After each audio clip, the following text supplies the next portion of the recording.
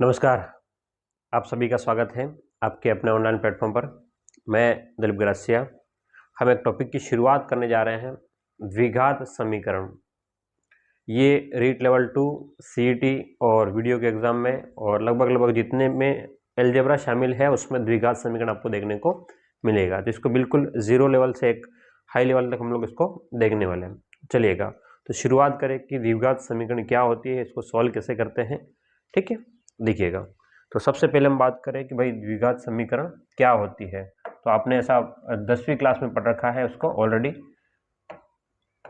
द्विघात समीकरण के बारे में। कौन सी क्लास में? 10वीं क्लास में। तो द्विघात समीकरण जो होती है उसका मानक रूप जो होता है ना। मतलब अगर मानक रूप में जाने से पहले अगर हम बात करें तो जैसे आपने x² प्लस में 3x प्लस में 5 बराबर आपने ऐसा देखा होगा 0, या ऐसा लिख रखा होगा कि 7x² प्लस में 5x प्लस में 9, ऐसा कुछ लिखा हुआ रहता है। तो अगर आपने ऐसी समीकरण देखी है जहां पर अधिकतम घात जो है, जहां पर अधिकतम घात कितनी है? 2 है। चर राशि की अधिकतम घात कितनी है? 2। तो इसको हम लोग बोलेंगे द्विघात समीकरण बोलते हैं। क्या बोलते हैं? द्विघात समीकरण। तो इसको देख करके क्या अब अलग अलग समीकरण रहेगी, है ना, तो उसका व्यापक या मानक रूप क्या होता है, तो हम बात करेंगे द्विघात समीकरण का मानक रूप। ठीक है, तो हेडिंग लिखिएगा द्विघात समीकरण का द्विघात समीकरण का मानक रूप। द्विघात समीकरण का मानक रूप। मानक रूप का मतलब स्टैंडर्ड फॉर्म, है ना। मानक रूप का मतलब क्या होता है? Standard form. ठीक है, स्टैंडर्ड फॉर्म की बात करें हम लोग तो मानक रूप होता है, जैसे कि हम यहाँ लिख दें कि ax² प्लस में bx प्लस में c बराबर 0। ठीक है, अब ये आपका मानक रूप है। इसमें सबसे ज़रूरी बात क्या है, ध्यान देखिएगा। इसमें सबसे ज़रूरी बात ये होती है इसमें कि a कभी भी आपका 0 नहीं होना चाहिए। ठीक है, ए कभी भी 0 नहीं होना चाहिए। इसके बाद में आपके पास में अंदर कुछ भी हो चलेगा, अंदर कुछ भी हो तो चलेगा। मतलब बी और सी के मान कुछ भी हो, बी के मान 0 भी हो जाए, सी के मान 0 हो तब भी चलेगा, लेकिन ए का मान कभी भी 0 नहीं होगा। अच्छा, 0 हो गया तो क्या होगा? ए का मान जैसे ही 0 होगा तो 0 इंटू x² हो जाएगा और ये पूरा क्या बन जाएगा आपका? 0। तो 0 प्लस में bx प्लस में c, ऐसा हो जाएगा। उस कंडीशन पर क्या हो जाएगा कि ये जो आपके पास में, क्योंकि bx ये घात कितनी हो गई? इसकी घात केवल 1 रह गई, और ये द्विघात की बजाय क्या बन जाएगा? ये आपका रैखिक बन जाएगा। द्विघात की बजाय क्या बन जाएगा? इसकी घात क्या हो गई है? 1 हो गई, और उसकी वजह से ये क्या बन जाएगा? रैखिक बन जाएगा। तो ये द्विघात समीकरण गायब हो जाएगी। ठीक है, तो द्विघात समीकरण होने के लिए आपके पास में a का कुछ न कुछ मान होगा चलेगा, केवल 0 को छोड़ करके। 0 नहीं होना चाहिए। इस बात क्लियर है? ये आपके पास में द्विघात समीकरण का मानक रूप हो गया है ना। ठीक है, ध्यान में रखना है, द्विघात समीकरण का ये मानक रूप है। चलिएगा, तो आगे बढ़ते हैं, थोड़ा सा और चर्चा कर रहे हैं कि भाई अब इसको द्विघात समीकरण को सॉल्व कैसे करेंगे। तो अब देखना ध्यान से, इस बात को और समझना थोड़ा कंसेप्चुअली, कि अगर मान लो हमारे पास में कोई द्विघात समीकरण ax² प्लस में bx प्लस में c बराबर 0 है, तो है ना, ये आपके पास में द्विघात समीकरण के है। तो आपके पास में द्विघात समीकरण का हल। ठीक है, तो हल करने की 2 विधियां होती है। एक तो आपके पास में गुणनखंड विधि, है ना। 2 क्या 3 विधियां होती है। एक तो ध्यान देखना है, हल करने की विधियां, हल करने की विधि। ठीक है, एक तो आपके पास में पूर्ण वर्ग विधि, एक तो पूर्ण वर्ग विधि। ठीक है, अगली आपके पास में होती है गुणनखंड विधि। बोलो क्या होती है? गुणनखंड विधि। और एक और होती है आपकी श्रीधराचार्य विधि। ठीक है, श्रीधराचार्य विधि। ठीक है, तो द्विघात समीकरण को सॉल्व करने की हमारे पास में 3 विधियां। सॉल्व करने का मतलब है कि x का मान निकालना, है ना। यहाँ पर x है तो चर राशि x का मान निकालने की विधियां, ऐसा मान लो, चर राशि x ज्ञात करने के लिए, ठीक है, करने के लिए चर राशि x ज्ञात करने के लिए हमारे पास में विधियां कितनी हो जाएगी? बोलो, हमारे पास में 3 विधियां हो जाएगी। कितनी विधियां हो जाएगी? 3। कौन कौन सी? पूर्ण वर्ग विधि, गुणनखंड विधि और श्रीधराचार्य विधि हो जाएगी। ठीक है, क्या ज्ञात करने के लिए? x। तो अब x के 2 मान आएंगे, क्योंकि घात देखो यहां पर चर राशि x की 2 घात है। कितनी घात है? बोलो, 2 घात है। इस कारण चर x के 2 मान प्राप्त होंगे, 2 मान प्राप्त होंगे। ठीक है, ये बात आपको ध्यान में रखना है। क्या ध्यान में रखना है? क्योंकि चर राशि x की 2 घात है ना, द्विघात समीकरण में x की कितनी घात है? 2 है। तो x के कितने मान प्राप्त होंगे? आपके 2 मान प्राप्त होने वाले। इसको लिखिएगा, फिर हम लोग आगे बढ़ते हैं।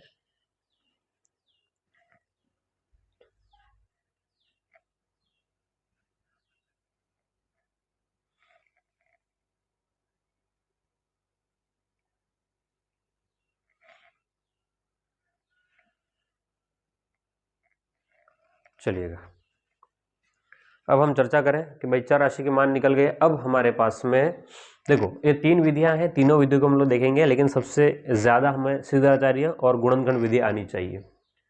ठीक, लेकिन उससे पहले कुछ इसके मूल हम मान लेते हैं और उसको मूलों में क्या संबंध है उसके बारे में चर्चा कर लेते हैं। ठीक है, चलिएगा, तो हेडिंग लिखिएगा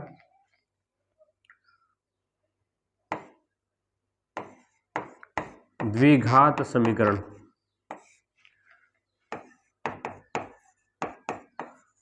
द्विघात समीकरण के मूलों में संबंध। द्विघात समीकरण के मूलों में संबंध, इसकी अगर हम बात करें कि भाई द्विघात समीकरण के मूलों में संबंध की बात करें, तो अगर द्विघात समीकरण अगर कोई मान लेते हैं, जैसे माना ax² प्लस में bx प्लस c बराबर 0। ठीक है, बात को समझना, हमने मान लेते हैं, क्या मान लेते हैं? माना ax² plus bx plus c बराबर 0 एक द्विघात समीकरण है। तो एक द्विघात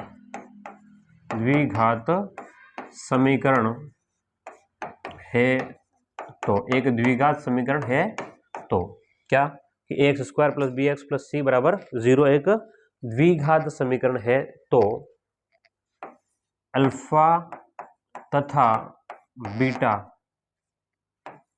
2 मूल होंगे। भाई यहाँ पर x के 2 मान आएंगे, x के 2 मान होंगे तो हमने क्या देखा? पहला मान क्या है? अल्फा, और दूसरा मान बीटा। ठीक है, 2 मूल होंगे। क्लियर है? इसलिए इस कारण से अब क्या हो जाएगा? देखो ध्यान से, अब बात को समझो। अतः हम ये कह सकते हैं क्या? अतः बात को समझिएगा ध्यान से। अतः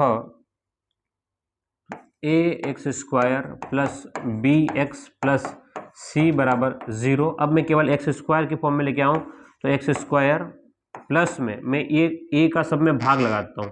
a का क्या कर रहा हूं मैं? a का भाग लगा दूं, a का भाग लगा दूं, तो यहां से x² और b अपॉन में a, x प्लस में यहां पर क्या हो जाएगा? c अपॉन में a बराबर क्या हो जाएगा? 0। ठीक है, ये यहां से हो जाएगा। तो अब आपके पास में ऐसे करके हम एक रिलेशन बिठाएंगे। क्या रिलेशन बिठाएंगे? बात को समझना इधर। इसको अगर सोल्व करें यहाँ से, है ना, ये आपके x² प्लस बी अपॉन ए एक्स प्लस में c अपॉन ए हो जाएगा। उस कंडीशन पे हमारे पास में ये जो आपके पास में है b अपॉन ए, या इसको एक काम करें अपन डायरेक्टली पहले एक बार मूल लिख लेते हैं, ये संबंध आप बाद में बनाएंगे इसको। हाँ, ऐसा कर दीजिए, है ना, कि मूलों का योग, अगर मान लो ऐसा तो मूलों का योग, तो अल्फा प्लस बीटा बराबर क्या हो गया? माइनस का b बटे ए। ठीक है, अभी बता रहा हूं, वापस जो लिखा था वो अल्फा प्लस बीटा बराबर क्या हो जाएगा? माइनस का b बटे ए अल्फा प्लस बीटा, और मूलों का गुणा। ठीक है, तो मूलों का गुणा हो जाएगा alpha dot beta, alpha into beta बराबर c अपॉन ए। ठीक है, मूलों का योग और मूलों का गुणा। ध्यान समझना। क्या कह रहे हैं हम लोग कि अगर द्विघात समीकरण हमारे पास में है, क्या है, x square plus b x plus c अगर द्विघात समीकरण है तो हम ये कहेंगे कि भाई अल्फा और बीटा इसके दो मूल है, तो मूलों में संबंध क्या हो जाएगा, मूलों का योग करना हो तो अल्फा प्लस बीटा बराबर माइनस का बी अपॉन ए, और मूलों का गुणा करना हो तो अल्फा इंटू बीटा बराबर सी अपॉन ए होगा। क्लियर है, ये पूरा कंसेप्ट है आपके पास में। ठीक है, इसको लिखिएगा, फिर हम लोग आगे बढ़ते हैं, और फिर जो पहले बात लिखी थी उसको वापस से मैं रिपीट कर देता हूँ, है ना।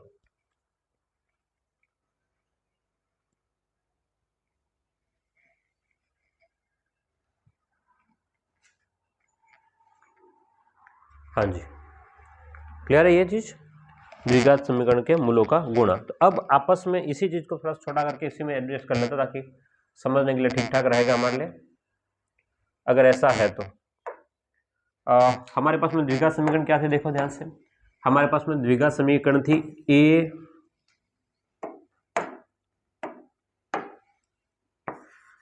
एक्स स्क्वायर प्लस में बी एक्स प्लस सी बराबर 0।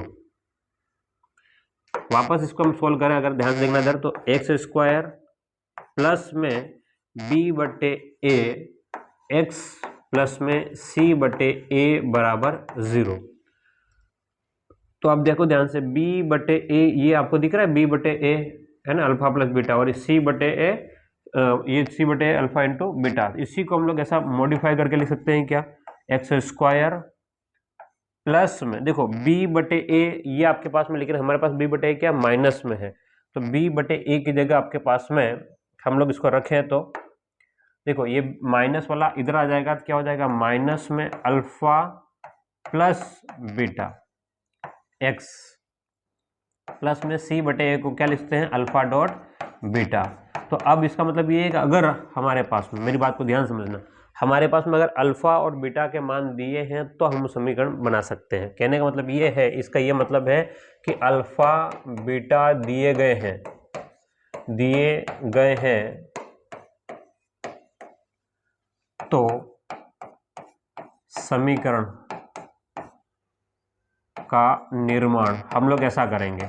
समीकरण का निर्माण हम किस प्रकार से कर सकते हैं, देखो ध्यान से। तो समीकरण का निर्माण क्या करेंगे कि अल्फा प्लस बीटा जो माइनस में लिखने के बाद में एक्स का गुणा करेंगे और अल्फा इंटू बीटा का गुणा कर लेंगे 0 के साथ में। क्लियर है, तो ये आपके पास में पूरा फॉर्मूला बन गया है। अगर ऐसा है तो इसको अपन ने सोल्व किया है आगे, है ना। कैसे किया, तो इस ए को भाग लगाया, तो यहाँ से समीकरण का निर्माण, तो अब कहेगा द्विघात समीकरण का निर्माण करें, तो निर्माण करने की स्थिति में हमारे पास में ये आपके पास में रहने वाला है। ठीक है, चलो इसको लिखो, फिर आगे बढ़े। और हाँ, कुछ और थ्योरी देख लेते हैं। ठीक है, कुछ और थ्योरी की बात करें, या थ्योरी की बात करने से बेहतर है कि पहले एक बार कुछ एग्जाम्पल देख लेते हैं। चलो ठीक है, एग्जाम्पल आपसे कह दिया कि एक द्विघात समीकरण के मूल, एक द्विघात समीकरण के दो मूल, एक द्विघात समीकरण के दो मूल क्रमशः 2 एवं 3 है, 2 एवं 3 है, तो द्विघात समीकरण ज्ञात करो। तो द्विघात समीकरण ज्ञात करो, तो द्विघात समीकरण ज्ञात करो। क्लियर है, क्या है, एक द्विघात समीकरण के दो मूल है, क्रमशः क्या है, एक तो हमारे पास में 2 और 3। तो अब आपको पता है कि दो मूल है, इसका मतलब आपको क्या दे रखा है उसने, कि अल्फा बराबर आपको दे रखा है 2, अल्फा बराबर कितना दे रखा है 2, और बीटा बराबर कितना दे रखा है, बीटा बराबर आपको दे रखा है 3। अल्फा बराबर 2 और बीटा बराबर 3 आपको दे रखा है।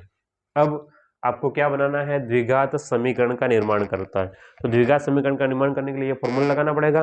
ठीक है, अगर दो मूल दिए हैं, द्विघात समीकरण का निर्माण हम कैसे करेंगे, देखिएगा।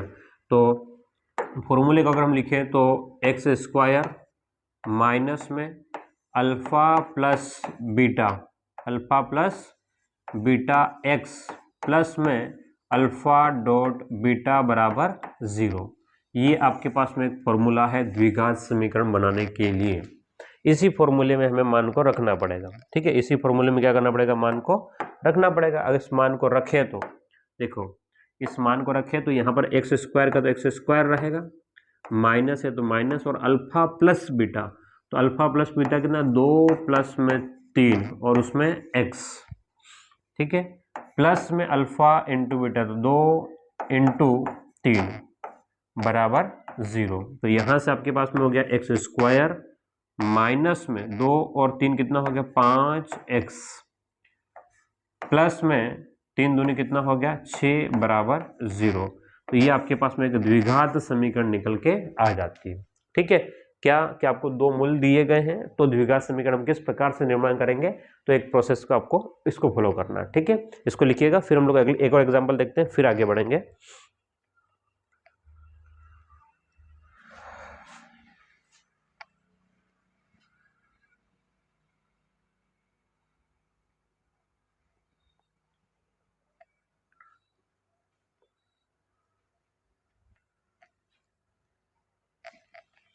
हाँ, एक और क्वेश्चन देख लेते हैं।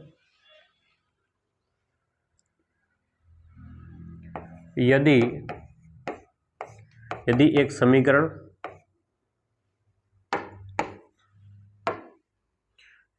एक द्विघात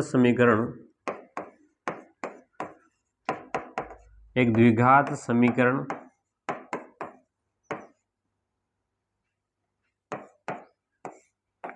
के दो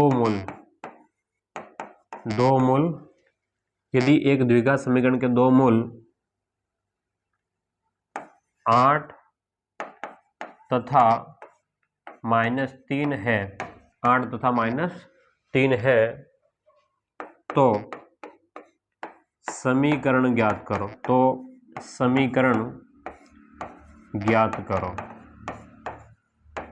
ठीक है, दो मूल दे रखे हैं, तो दो मूल है तो हमारे पास में क्या हो जाएंगे, अल्फा बराबर हमारे पास में 8 और बीटा बराबर हमारे पास में -3। अल्फा और बीटा हमने रख लिए। ठीक है, अब वही फॉर्मूला हमको यूज करना है। कौन सा फॉर्मूला, देखो ध्यान से, फॉर्मूला जो हमने पढ़ ही रखा है कि एक्स स्क्वायर माइनस में अल्फा प्लस बीटा है ना, एक्स प्लस में अल्फा इंटू बीटा बराबर 0। तो यहाँ से x square minus alpha plus beta, अगर अल्फा प्लस बीटा की बात करें तो 8 माइनस में, क्योंकि बीटा भले ही प्लस में हम कह रहे हैं लेकिन यहाँ पर माइनस का है तो -3x प्लस में अल्फा कितना है 8 इंटू में -3, ठीक है, बराबर 0। तो यहाँ से एक्स स्क्वायर और 8 में से 3 गया तो 5x, 8 में से 8 या 24 तो माइनस का कितना हो गया 24 बराबर क्या हो गया आपका 0 हो जाएगा। तो ये आपके पास में एक द्विघात समीकरण का निर्माण हो जाएगा। क्लियर है, ये क्या हो जाएगा, एक द्विघात समीकरण का निर्माण होगा, है ना। तो इस प्रकार से हम लोग इसको सॉल्व कर सकते हैं कि द्विघात समीकरण किस प्रकार से बना सकते हैं। और भी क्वेश्चन हम लोग बाद में देखेंगे, लेकिन एक कंसेप्ट को आपके सामने रखा था कि भाई मूल दिए गए हैं तो द्विघात समीकरण को कैसे ज्ञात करेंगे। अब हम बात करते हैं कि द्विघात समीकरण के मूल ज्ञात करने की 2-3 विधियां हैं, उसमें पहला श्रीधराचार्य सूत्र विधि हम लोग देखने वाले हैं। ठीक है, हाँ लिखिएगा, द्विघात समीकरण के मूल, द्विघात समीकरण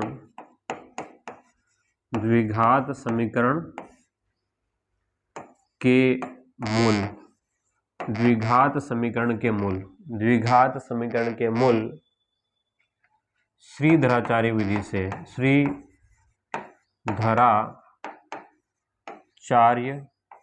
विधि से, ठीक है। द्विघात समीकरण के मूल हम लोग कौन सी विधि देखने वाले हैं, श्रीधराचार्य विधि देखने वाले हैं। तो श्रीधराचार्य जी ने क्या बोला है कि भाई द्विघात समीकरण मूल ज्ञात करने के लिए उन्होंने बोला कि अगर द्विघात समीकरण अगर दे रखी है कैसी, कि अगर ax² प्लस में bx प्लस c बराबर, अगर हमारे पास में 0 कोई द्विघात समीकरण है, ax² plus bx plus c बराबर 0 कोई द्विघात समीकरण है, तो मूल यानी कि इसके मूल क्या हो जाएंगे, x बराबर माइनस का b plus minus under root में बी स्क्वायर माइनस का 4ac अपॉन में 2a होगा। बोलो x बराबर क्या हो जाएगा, x बराबर हो जाएगा माइनस का b plus minus under root का b square minus 4ac upon में 2a। अगर ऐसा सॉल्व करेंगे तो द्विघात समीकरण का मतलब सीधाचार्य विधि से हमने द्विघात समीकरण को सॉल्व कर लिया है ना। ऐसा करेंगे तो क्या हो जाएगा, मतलब सीधाचार्य विधि से द्विघात समीकरण को सॉल्व कर ली है, ये सॉल्यूशन हो जाएगा। क्लियर है, आप लोग इसको लिखिएगा, फिर कुछ क्वेश्चनों को सॉल्व करेंगे हम लोग। देखो जल्दी इसको।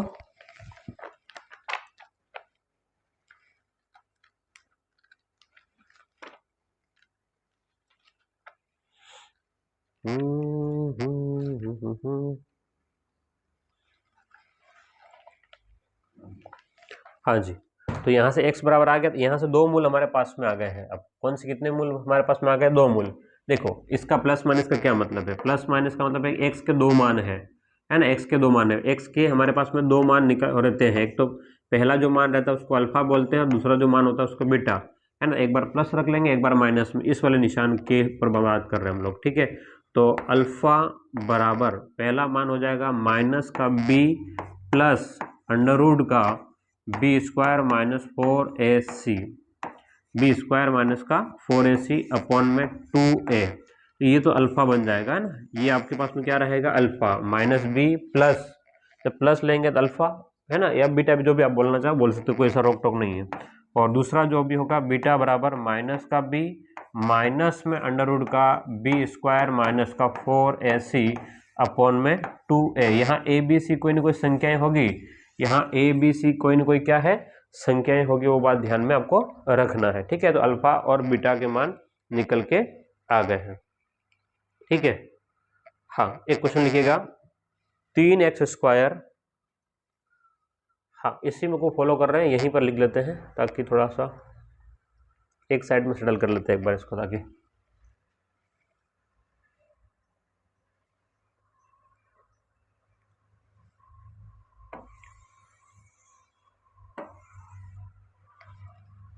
हाँ एक क्वेश्चन देखते हैं हम लोग कि 3x square minus 2x minus 1, है ना। 3x स्क्वायर, अलग अलग इंक कहाँ से बैठ जाता है,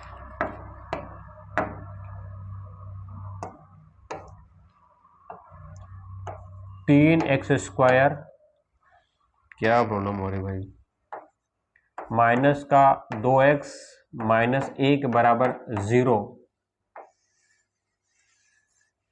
के मूल ज्ञात करो, ठीक है। के मूल ज्ञात करो, इसका मूल ज्ञात करना है, ठीक है। ये समीकरण हमारे पास में है, 3x स्क्वायर माइनस का 2x माइनस 1 बराबर 0 के मूल ज्ञात करो। अब हम अगर देखें तो ये हमारे पास में एक द्विघात समीकरण है, ये द्विघात समीकरण, इसका मूल का मतलब हमें एक तो ये निकालना है और एक ये निकालना है, ठीक है। तो मूल ज्ञात करने के लिए सबसे पहले देखते हैं कि भाई इसके ए बी और सी क्या है। बोलो क्या देखेंगे, ए बी सी। तो हम लोग इसमें ए को अगर देखें ध्यान से, इस वाले प्रश्न में ए कितना है, तो अगर हम तुलना करें, क्या करें, तुलना करें, किससे तुलना करें कि भाई एक द्विघात समीकरण होती है, क्या होती है हमारे पास में, ए एक्स स्क्वायर प्लस में बी एक्स प्लस में सी, है ना। अभी लिखा हुआ इस साइड में, तब नहीं लिखते बार बार। हाँ देखिएगा, द्विघात समीकरण हमारे पास में लिखी हुई a x square plus b x plus c. तो अगर दोनों का कंपैरिजन करें तो एक्स स्क्वायर के साथ में कितना है, 3, एक्स स्क्वायर के साथ में कितना क्या है यहाँ पर ए, तो ए बराबर हो गया हमारे पास में 3, ए बराबर हो गया हमारे पास में 3, एक बात है, ठीक है। अब x के साथ में जो होता है वो b कहलाएगा, तो यहाँ पर x के साथ में क्या है, तो माइनस का 2 है, x के साथ में क्या है, तो माइनस का 2 है, तो b बराबर हो गया आपके पास में, b बराबर माइनस का 2 और c बराबर हो गया माइनस का 1, ठीक है। ये आपके पास में इसके मूल है, मूल तो नहीं मतलब कांस्टेंट है, गुणांक है, a b c के मान आ गए। अब हमें अगर निकालना अल्फा और बीटा तो हम इस वाले तरीके से सोल्व कर लेंगे, ठीक है। तो अल्फा बराबर क्या हो जाएगा, है ना, दोनों मानों को एक साथ लिखना चाहें तो एक साथ लिख लो, अलग अलग लिखना चाहे तो अलग अलग लिख लो, वैसे नॉर्मली हम लोग एक साथ ही लिखते हैं। तो यहाँ से आप सीधा x बराबर लिख सकते हैं माइनस का b, देखो ध्यान से, b आपके पास में ऑलरेडी यहाँ पर है, तो फॉर्मूला लिखते हैं माइनस का b plus minus under root का बी स्क्वायर माइनस का 4ac अपॉन में 2a, ये तो फॉर्मूला है, ठीक है। इसी फॉर्मूले को हम लोग यूज कर रहे हैं, तो थोड़ा छोटा कर लेते हैं ताकि, हाँ, इस फॉर्मूले का हम लोग यूज़ करने वाले हैं। ठीक है, अगर आप देखेंगे तो b माइनस में लिखना है, ऑलरेडी माइनस में ही है तो माइनस में, और b जो है वो माइनस का 2 है। ठीक है, b कितना है, माइनस का 2, तो माइनस का 2 तो b है, और फॉर्मूले से वो माइनस b है वो बाहर है।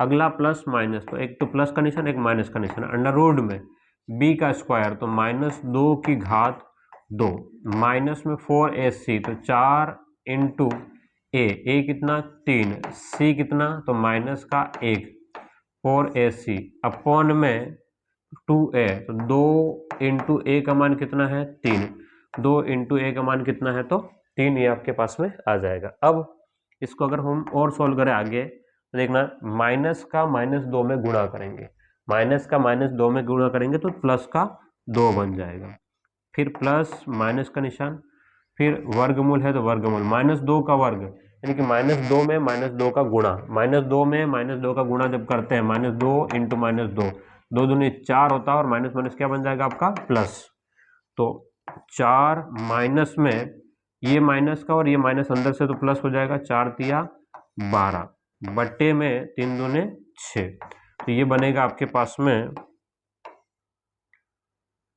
हाँ ध्यान से देखिएगा, ये बनेगा आपके पास में 2 तो रहेगा प्लस माइनस का, 2 तो प्लस माइनस का ऑलरेडी आपके पास में रहेगा ही रहेगा। ठीक, तो ये बन जाएगा 2 प्लस माइनस 4 और 12 16 का वर्गमूल बट्टे में 6, तो इसको सोल्व करेंगे तो 2 प्लस माइनस 16 का वर्ग 4 बटे में 6, तो एक बार में क्या हो जाएगा, एक बार में प्लस में रखना है, एक बार माइनस में, तो एक बार रखेंगे 2 + 4 तो 6 है ना, तो अल्फा बराबर हो जाएगा 2 + 4 बटे में 6, यानी इसको सोल्व करेंगे तो 6 बटे 6, तो मान बनेगा 1।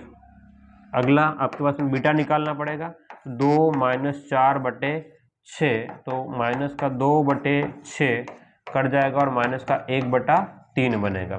ठीक है, ये आपके आंसर रहने वाले हैं। ठीक है, इसको लिखिएगा, फिर आगे बढ़ते हैं।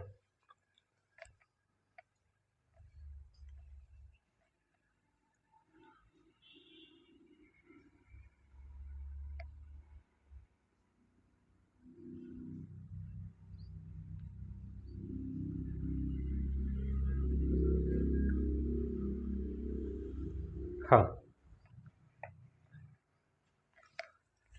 तो एक और क्वेश्चन देख ले हम लोग। चलिएगा, एक और क्वेश्चन की बात करें तो सिंपल सा क्वेश्चन देख लेते हैं एक बार, ताकि आपके लिए थोड़ा सा इजी रहे। x² प्लस का माइनस का 5x + 6 बराबर 0, ये एक द्विघात समीकरण है आपके पास में, इसके मूल ज्ञात करना है। क्या ज्ञात करना है, इसका मूल ज्ञात करना है। ठीक है, ये आपके पास में द्विघात समीकरण दे रखा है, तो इसका मूल ज्ञात करने के लिए कोशिश करो एक बार। हाँ, तो पहले क्या निकालना पड़ेगा आपको, क्या देखना पड़ेगा, a कितना है, b कितना है और c कितना है ना। क्या देखना पड़ेगा, a b और c कितने कितने हैं, तो यहाँ देखेंगे तो a बराबर हो गया आपके पास में x² के साथ में जो गुणा होता है ना, x² के साथ में कौन है, यहाँ अगर कंपैरिजन करें, पहले एक बार तुलना कर लो कि ax² प्लस का bx प्लस में c बराबर क्या होता है 0। तो अगर हम कंपैरिजन करें इन दोनों की आपस में, तो x² के साथ में a है, x² के साथ में यहाँ पर 1 है, तो यहाँ पर a बराबर हो गया 1।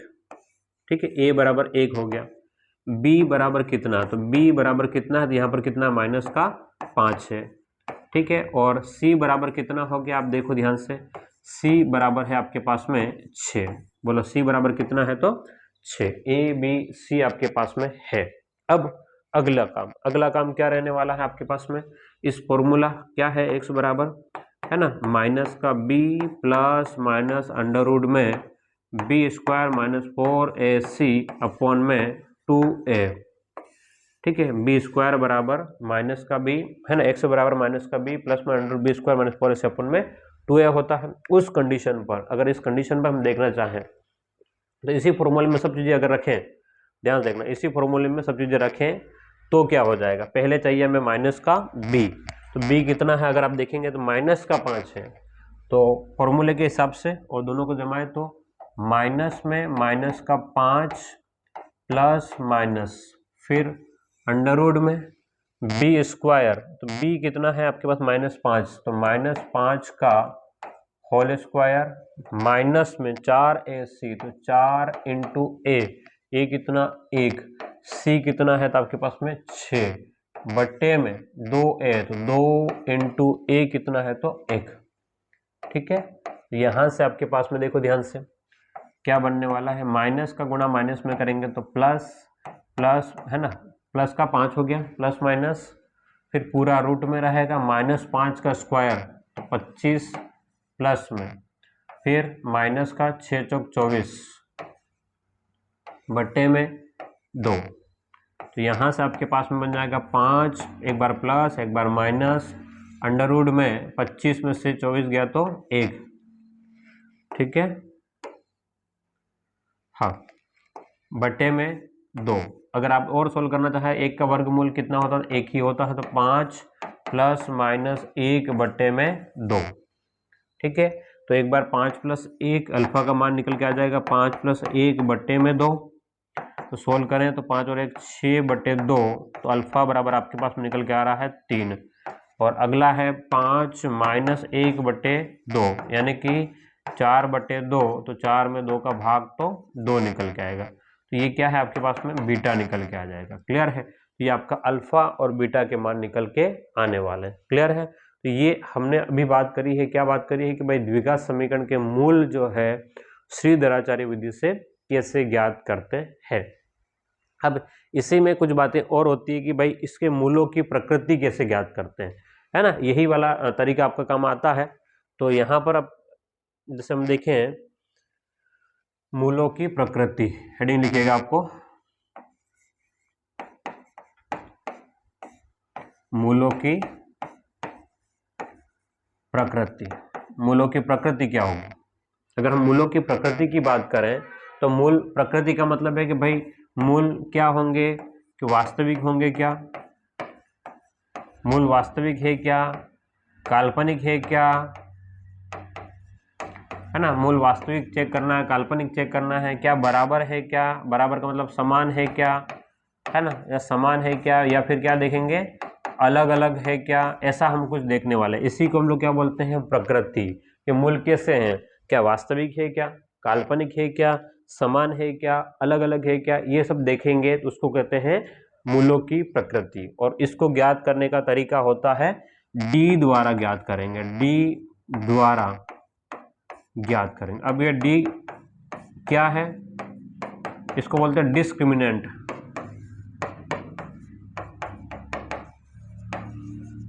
है ना, या इसको कहेंगे विविक्त कर, क्या बोलेंगे, विविक्त कर, या फिर विवेचक, क्या बोलेंगे, वियुक्त कर या विवेचक बोलेंगे। ठीक है, हाँ, वियुक्त कर या विवेचक। अब ये होता क्या है ना, अब ये क्या होता है, तो ये अगर हमको देखना है ये क्या होता है, तो ये जो होता है उसको हम लोग डी द्वारा लिखते हैं, तो डी बराबर बी स्क्वायर माइनस का 4ac, डी बराबर क्या होता है, बी स्क्वायर माइनस 4ac, है ना, यानी कि आपके पास में श्रीधराचार्य विधि में ये जो निकल के आया ना बी स्क्वायर माइनस 4ac, ये वाला पोर्शन, इसी को हम लोग बोलते हैं विविक्त कर कहते हैं, इसी वाले भाग को हम लोग क्या बोलते हैं, विविक्त कर बोलते हैं। क्लियर है, चलो, तो अब हम बात करें भाई बी स्क्वायर, डी बराबर बी स्क्वायर माइनस 4ac क्या क्या हो सकता है, अगर इसकी चर्चा करें क्या क्या हो सकता है।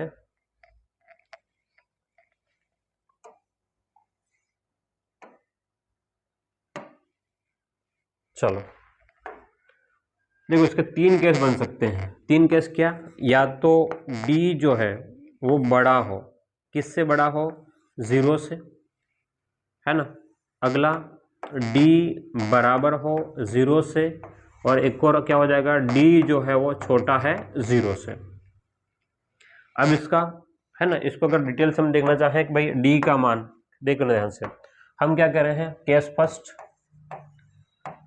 फर्स्ट, अगर डी जो है वो बड़ा है 0 से, या हम लोग ये कहें कि बी स्क्वायर माइनस 4ac बड़ा है 0 से, बी स्क्वायर माइनस 4ac 0 से बड़ा है, उस कंडीशन के आपके पास में मूल जो है, मूल क्या रहेंगे, तो मूल वास्तविक तथा अलग अलग होंगे, मूल वास्तविक तथा अलग अलग, ठीक है। हाँ, केस सेकेंड में क्या हो जाएगा, केस सेकेंड क्या कि d बराबर 0 या फिर हम कह दें कि बी स्क्वायर माइनस 4ac बराबर 0, अगर ऐसा है तो आपके पास में मूल जो है, मूल वास्तविक तथा समान होंगे। भाई दो मूल मिलेंगे, दोनों मूल है ना, दोनों लिख लो, दोनों मूल वास्तविक तथा समान, इसमें भी दोनों मूल है ना, दोनों मूल वास्तविक और अलग अलग होंगे, दोनों मूल वास्तविक तथा समान, ठीक है। एक और केस बनता है आपका केस 3, ठीक है। तीसरा केस क्या बनता है कि जब आपके पास में d जो है वो छोटा है 0 से, या आपके पास में बी स्क्वायर माइनस 4ac छोटा होगा 0 से, तो मूल काल्पनिक होंगे। मूल क्या होंगे, काल्पनिक तथा अलग अलग। काल्पनिक तो होंगे लेकिन क्या होंगे, एक बार अलग अलग होंगे, अलग अलग, ठीक है। तो ये आपके पास में क्या हो गया, आपके पास में द्विघात समीकरण के मूल किस प्रकार से होंगे, तो हम इसको d के द्वारा निकालेंगे। बोलो किससे निकालेंगे, d का मतलब होता है विविचक या विविक्तकर, और फॉर्मूला क्या हो जाएगा, B square minus 4ac। Clear है। तो ये हमारे पास में एक द्विघात समीकरण के कुछ फंडामेंटल बातें हो गई। अभी हमने इसको कंप्लीट नहीं किया है, कम से कम 2 या 3 क्लासें और होगी इसको पूरा करने के लिए, ठीक है। तो उम्मीद करता हूँ आपको ये कंसेप्ट क्लियर हो गया होगा। फिर मिलते हैं अगली क्लास में। Thank you.